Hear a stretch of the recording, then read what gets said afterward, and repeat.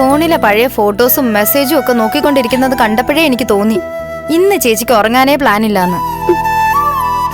എന്തു പറ്റി? ഒന്നുമില്ല, ഞാൻ വെറുതെ. എനിക്കറിയാം, നന്ദേട്ടന്റെ ബർത്ത്ഡേ അല്ലേ കാര്യം. കഴിഞ്ഞ വർഷം ഈ ദിവസം എത്ര സന്തോഷത്തോടെ ആഘോഷിച്ചതാ. ഞാൻ നന്ദുവിന് സർപ്രൈസ് ഗിഫ്റ്റ് ഒക്കെ കൊടുത്തു. ഇന്നിപ്പോ എവിടെയാ, എന്താ, ഒന്നും അറിയില്ല. ചേച്ചി വിഷമിക്കരുതെന്നോ കരയരുതെന്നോ ഞാൻ പറയില്ല. കരച്ചിൽ വരുന്നുണ്ടെങ്കിൽ നന്നായി കരഞ്ഞോ. ഉള്ളിലെ സങ്കടം ഒന്ന് കരഞ്ഞാ കുറെ ഒഴിഞ്ഞു പോവും. പിന്നെ ഈ സാഹചര്യമൊക്കെ മാറുന്ന ചേച്ചിക്ക് ഉറപ്പല്ലേ?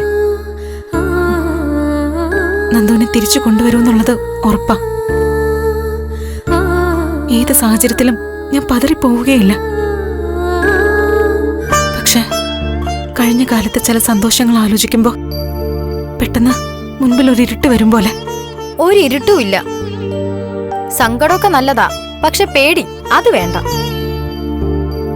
അതിജീവിക്കാൻ പറ്റാത്തതായിട്ട് ഒന്നുമില്ല. നന്ദേട്ടൻ തിരിച്ചു വരുമെന്ന് ഉറപ്പുണ്ടല്ലോ, അത് മാത്രം മതി മനസ്സിൽ. അതെ, ഇപ്പൊ വന്ന് കിടന്നേ. നിങ്ങൾ തമ്മിൽ കണ്ടതും പരിചയപ്പെട്ടതും കോളേജും ക്യാൻറ്റീനും ബൈക്കിലെ കറക്കും ഒക്കെ ആലോചിച്ച് കണ്ണടച്ച് കിടന്നാ മതി. ഇത്തിരി ലേറ്റായാലും ചേച്ചി ഉറങ്ങും. എന്നിട്ട് രാവിലെ എഴുന്നേറ്റ് അമ്പലത്തിൽ പോയി പ്രാർത്ഥിക്കും. വേണമെങ്കിൽ ഞാനും വരാം. ദൈവവിശ്വാസം കൂടിയിട്ടൊന്നുമല്ല, ചേച്ചിയുടെ വിശ്വാസം കുറയാതിരിക്കാൻ. ശരി.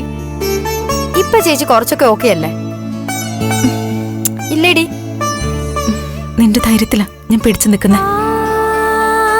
നീ കൂടെ ഇല്ലായിരുന്നെങ്കിൽ ഞാൻ വീണു പോവായിരുന്നു. വീഴണ്ട, ദാ താങ്ങി പിടിച്ചോ. വാ, വന്ന് കിടക്കണ്ട മുത്തേ.